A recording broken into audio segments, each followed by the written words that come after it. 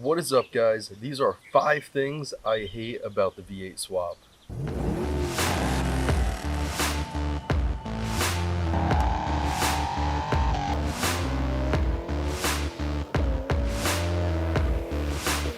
First off, I want to say these are not things I necessarily hate. They're all fixable. Please note the car is 100% drivable. Sort of. First problem I ran into were the headlights. The headlights would not turn on. Now, while driving in the day, the running lamps do come on and it's perfect, but as soon as it becomes nighttime, I have no headlights. They turn off. The only way I'm able to drive at night is by using the high beams, so I don't drive at night anymore. Now, I believe the reason is because on the 2010 Camaro SS, they are projector headlights, and on the base model 2011 V6 Camaro, they are the regular style halogen headlights. So my plan to fix them is I'm going to take the SS headlights, throw them in the 2011 V6 to V8 swap Camaro, and to see if that fixes it.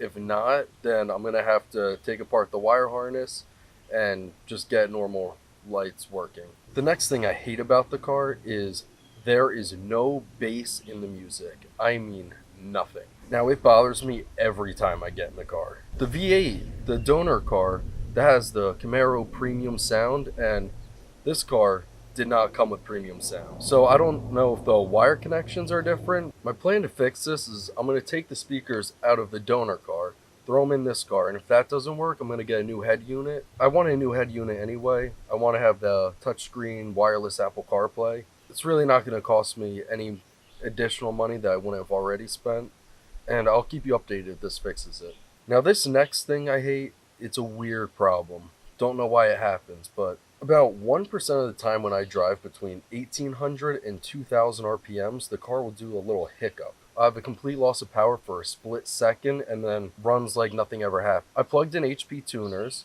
and I read the codes. It says I have a low circuit on the mass airflow sensor. So when I originally built this, I bought a cheap mass airflow sensor off of Amazon, and I believe that is the problem.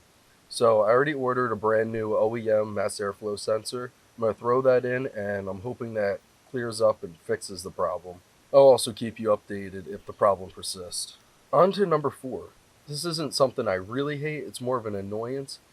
It's the little TPMS light on my dash. Back before the V6 engine blew up, I had 2 TPMS sensors die on me. So I bought all 4 new ones, never got the chance to install them. For those that don't know what TPMS is, it's a tire pressure monitoring system. The little sensors that sit in the tire connected to the valve stem, and it measures the PSI in each tire and then talks to your body control module to let you know if your tire is getting low on air or if you potentially have a flat tire. Now, the light will only come on if you are low on air or if the battery's dead, or in my case, it's just not connected.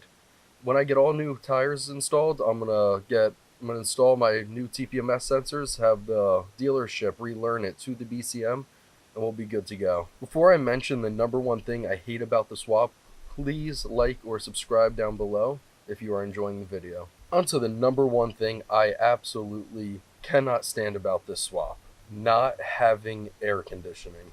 I don't even have to explain this one. I live in New Jersey, and in the summertime, the sun is hot, especially in a black car.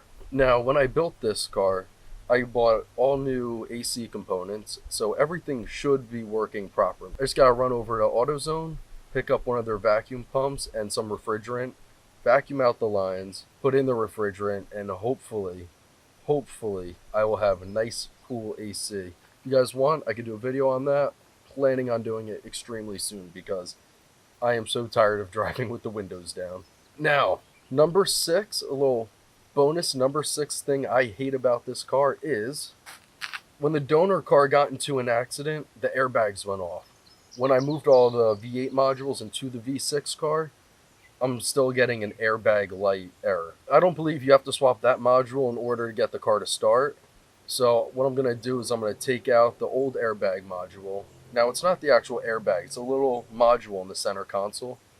I'm going to take out that module, put in my V6 one that has never had an airbag deployment, and that will fix it. Now, another way around this problem is to take the airbag module that has been set off, send it out to a company. They can professionally reset it and then send it back to you, but that's a waste of money in my scenario because I already have a perfectly good one. This project was very expensive, so if anybody wants to sponsor me, I'll slap a sticker on the car.